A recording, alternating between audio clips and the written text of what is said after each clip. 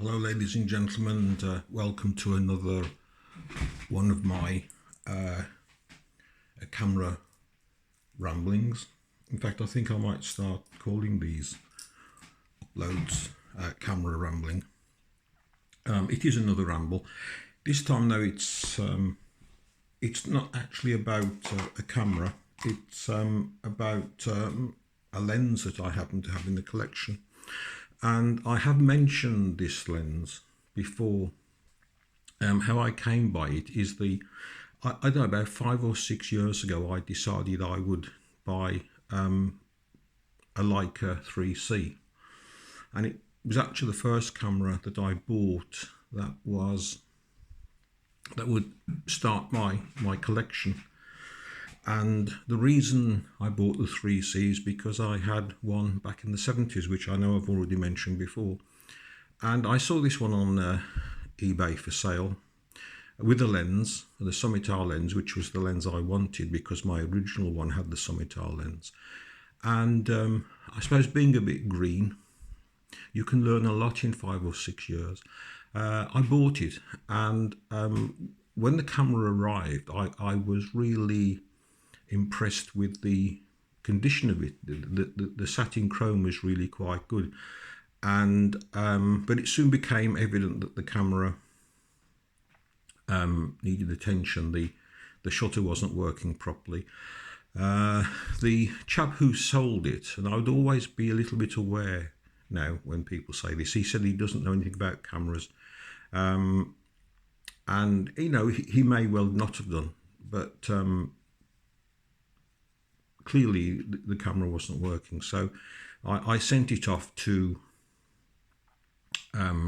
Red Dot Cameras in London, who at the time had a facility for doing servicing on Leica film cameras. They don't now. But I also mentioned the lens as well, and they said that they can't do anything with the lens. As I said, I was pretty green about, not photography in general, I knew about, but I was quite green about the problems you can have with old cameras. I think that was the main problem. And I noticed that they said they couldn't do anything with the lens. It had actually got corrosion on the leaves of the iris. So I bought another Summitar to replace this one. And I'd had this Summitar sitting in a cupboard for some time, and I thought, well, if it's not repairable, and I got a suspicion that all things can be repaired, up to a point. But okay, I got a Summitar, but I kept looking at this one and thinking, I wonder if I can do anything with that. So, cut a long story short, I always get my wife involved with these projects as well. I decided to take it, do a partial strip, not me, the lens. And so what happened was, obviously I'd watched somebody do something similar on YouTube, not quite the same, but I found out how to get the lens apart. Now, by pure coincidence, a few weeks earlier, a good friend of mine, who I know from working, we both volunteered at a local open air museum. He came in and he said, "Is this any good to you?" And what he offered me was this small little vise that you can see has clearly had some welding done to it at some point in its existence. And I never give up. I never refuse any offers like that. I wasn't quite certain, I don't think, what I was going to do with it, but it was a small, quite handy little vise, and it did come in handy because the way to access the inside of one of these is actually to screw this off at the front. And as you can see, there's actually a grip mechanism there where you can do this. So I did try by hand, and it clearly wasn't going to come off. I don't blame it really. It's probably been stuck on there for about 70 odd years. So I thought, I wonder if, I mean, obviously I wasn't going to put a lens like this in a large engineering vise, but this vise doesn't actually have a handle on it where you can put a huge amount of leverage on it. It's knurled, and you adjust it like that. I also got an old mouse mat, and I lined the two jaws that you can see there, and I put the lens in. I gingerly clamped it, and the front element, sorry, the front bit with the front elements in actually came off like so. And you can see that I think this bit has two pieces in it. I should have researched this before, see how many groups there were, but I haven't. But anyway, you can access now the rear of the element. Not focusing, is it very well? Like so. And we cleaned both lens surfaces with some 98% alcohol, very, very, very carefully, using cotton buds. And I do repeat that, cotton buds, because there are some cotton buds aren't actually made of cotton, but we cleaned the front, and we cleaned this rear element here, and also you eventually get access to the back group there as well. Now, in order to clean the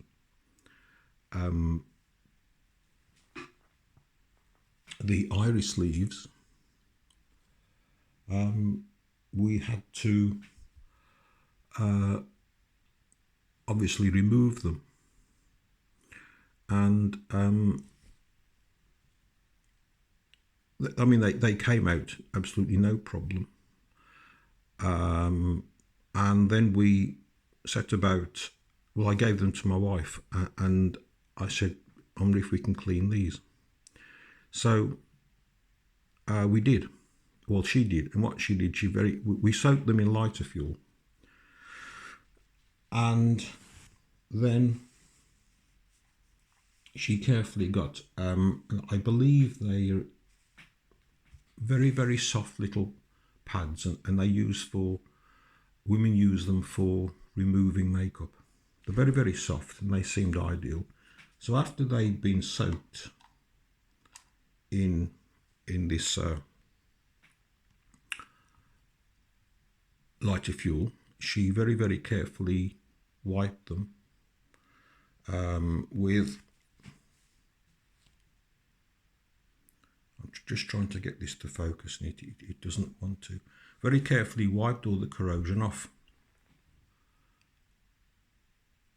every single bit of it, and these now are in much, much better condition than they were when prior to being cleaned. The problem is, though, that it's one thing getting them out, but it's a totally different kettle of fish trying to get them back in, because what happens is that there's another piece to this lens, and what actually happens is that they have little, I don't know whether you can see, there's little projections on, I'm gripping, I don't want to touch them, because if they ever do go back in, then they're going to have to be cleaned again anyway. But I've dropped that one now. I've got the tweezers holding a little pin, a little projection. In fact, if I turn it round, you can see the projection on the other side. And these have to fall into these slots, and you start doing that. But what actually happens is that you eventually run out of slots. And I mean, there are 10 of these leaves. This bit here as well. This black section here comes out. And when you've got these back in, all 10 of them, the idea is that you then have to drop this section here, because the holes are underneath there. So we'd have to remove this bit. I've only put it back in there. That comes out as well. That's the aperture ring, which is held in by 2 small screws. But this bit here, which is actually very tight, and I'm not going. It should drop out, but it's not going to, and I don't want to persuade it out too much. I should have taken this out before I started the recording. But if this bit came out, oh, it's coming out. Hang on. It is actually very tight, and that's another problem actually, because even if you've got all 10 blades back in, by the time you got this back in, you'd have disturbed all the blades. I should have. I'd forgotten I'd put it back in actually. Let me just try and prise it out. Can you imagine putting this back in if you got... Anyway, now there are the actual little holes. You can see them going all the way around here. So that's where those little pins on the irises have to be located. And eventually, when you've got them all back in, and you can get about 6 in. But then the others, I think they have to sort of slip underneath. Well, while you're trying to slip them underneath the existing leaves that have been located, they all come out of the holes again. If anybody knows exactly how to do this, I mean, there is somebody doing it online with a Summicron, which is a very similar lens. But,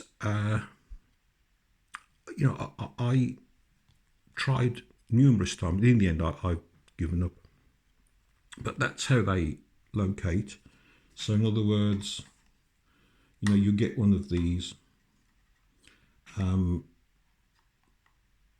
little leaves in the tweezers, and you would, well, you turn it the other way around, but you drop that one in there, another one, another one, another one, but you can't get them all in. And even if you've got them all in, you've then got to drop this bit in as well, which would surely disturb all the leaves that you've actually got in place. So I've decided to officially deem this as absolutely impossible. But if you know any tips, then please do let me know. But I've given up basically. I don't really need the lens. So, you know, it's... But I just thought, you know, I'm not going to scrap it. It seems such a shame, because the lens cosmetically, it's actually in very good condition. In fact, this is in better cosmetic condition. There's no brassing on this lens. And can you see how this barrel here, that there's hardly any scratches on it? I mean, this lens I don't think's had an awful lot of use. It's probably almost certainly been stored somewhere damp, and probably the camera had as well. And that's, well, it's lethal as far as lenses are concerned. But anyway, even just doing this, I'm going to drop that back in. Now imagine you've got all the little irises in place. You've then got to push that back in there like that, and it's, I don't know how on earth I'd do that. But obviously people can. That's not in the right place there, because it has to align with the screw holes, but it's just there for keepsake really. But anyway, so while it was apart, also cleaned the back element, and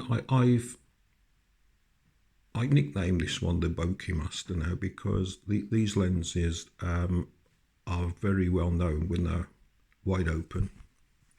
for producing some really good swirly bokeh. And I'll put that back on first. Like so. It doesn't really matter now where that ring goes because there are no iris blades to activate, and I'll screw that back on like so. I will double check that. Oh, there was one thing I was going to say as well, that when you do shine torches through these lenses and you look inside them, I noticed with this one, right round the side, it almost looked as though there were little air bubbles in the glass, and I came to and I think, if I remember rightly, it was actually just bits of debris somewhere that looked monstrous when you look through, use the lens with a torch. I've noticed this on one or two other Leica lenses as well. But, oh no, it wasn't this one. I took the front element out of an f2.8, which is a relatively easy job. It wasn't this lens at all. And when I took the lens out, I realised that the bubbles and marks were absolutely nothing when you actually saw them in the flesh, because what's happening is the front element acts as a magnifying glass, and what sort of, I won't say actually horrors, but what do you think, well, what are those marks all around there? It was just a minute little bit of corrosion just in the area where the element sits.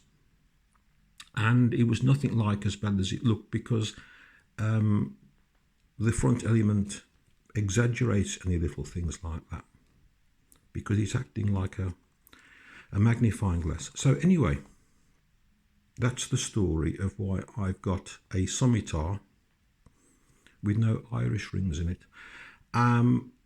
I have thought about sending the whole thing to a lens specialist and saying, would you mind reassembling this? Here are all the parts. I've even got the small screws. There are the rest of the cleaned. I mean, they have been handled.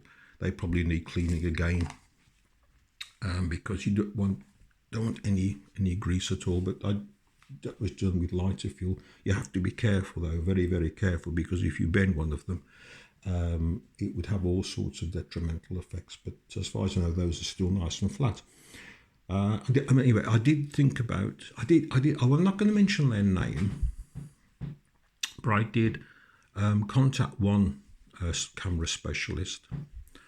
It's not one of the specialists that I've ever mentioned, but I'm not going to name them. And I explained, and I said, I've got all the bits, if I sent them to you, would you be prepared to reassemble the lens? And they said, well, they'd be prepared to have a look at it for 120 quid.